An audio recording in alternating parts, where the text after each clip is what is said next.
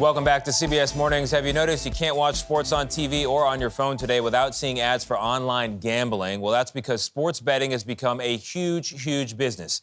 How big? Well, the American Gaming Association says that more than $93 billion, billion with a B, was gambled on sports last year, and that number is still growing. But there's been a string of scandals in college sports in particular this year, raising new questions about the impact of gambling on the integrity of college athletics. Chief Investigative Correspondent Jim Axelrod has spent months digging into this with our investigative unit. Jim, good morning. Well, good morning, Tony. You know, in the last 5 years, gambling on college sports has gone from illegal in most of the country to now being allowed in 38 states. It's changing how people are interacting with the game off the field, but we wanted to know if it was affecting what was happening on the field as well.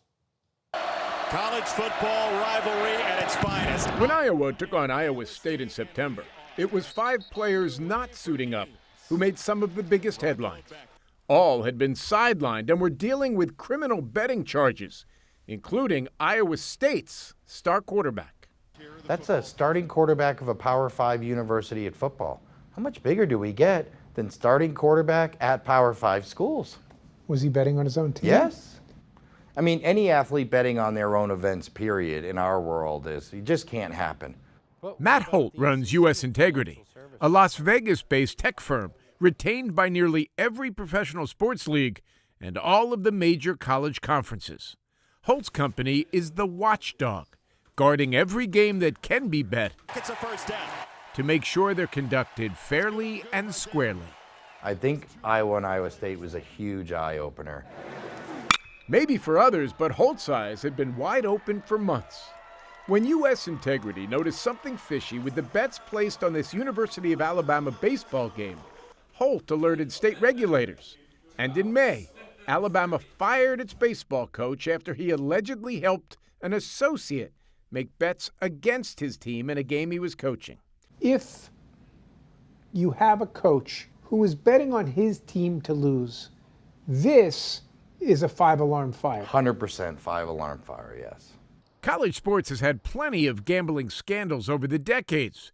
City College of New York basketball in the 1950s, Arizona State hoops in the 90s. You want to make every game interesting? Step 1, open the BetMGM Sportsbook. But the issues in Alabama and Iowa are hitting now as legalized online gambling is exploding. You can bet on the games you want anytime you want. What are the chances that what happened at Iowa State or Iowa or Alabama only happened at Iowa, Iowa State, and Alabama? They could have happened anywhere. How could I ever say that I don't think it's happening?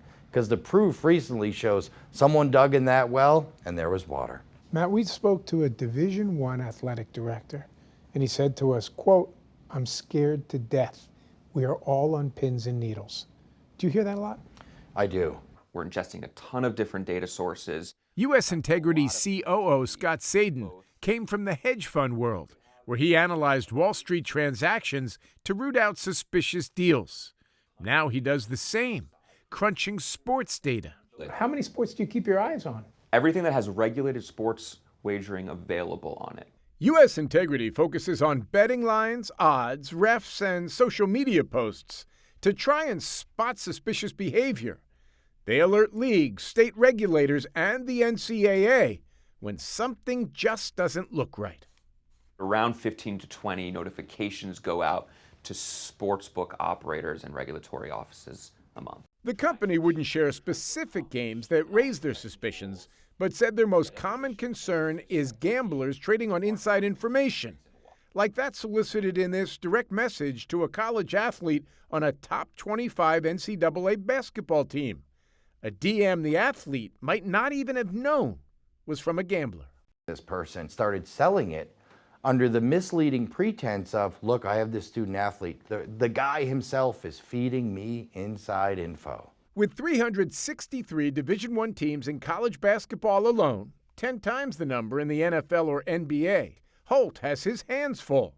He says he isn't inflating the threat. He doesn't need to. First of all, we get paid the same amount of money regardless of how many scandals. Our whole goal here is prevention and identification. You don't feel you're overstating the problem at all? No.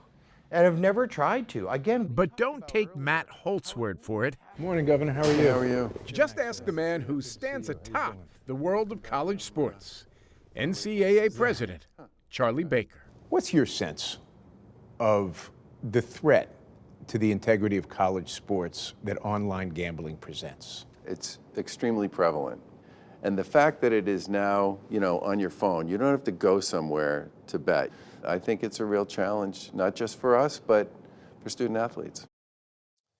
Charlie Baker tells us it's not just fair play that's under threat. He worries about physical risks from gamblers targeting players. We're going to have more on that and a lot else with the NCAA president tomorrow. I worry about it, too, the way you laid that out, Jim. Wow, a lot of money involved. You know, one thing I Hard to love trace. about the show, one, you do a great job, but when we are watching the piece, we have some of the best conversations going on because this is a loaded topic right now when it comes to college. The part, Jim, about the DMs, sliding into the DMs, and you don't know who you're talking Hey, to. bud, how's your knee? How's your Big knee? fan here at State U. How's the knee? Guy answers because he's a 19-year-old kid. Yeah. That information that gets absolutely disseminated That never becomes occurred part to of me. betting. Yeah. Think about that. A lot more tomorrow with Charlie Baker. Makes Blue Chips from the 90s look like a documentary. That's a fact. Nolte and Shaq. That's Death roll for Shaq. Man, can't wait for part 2.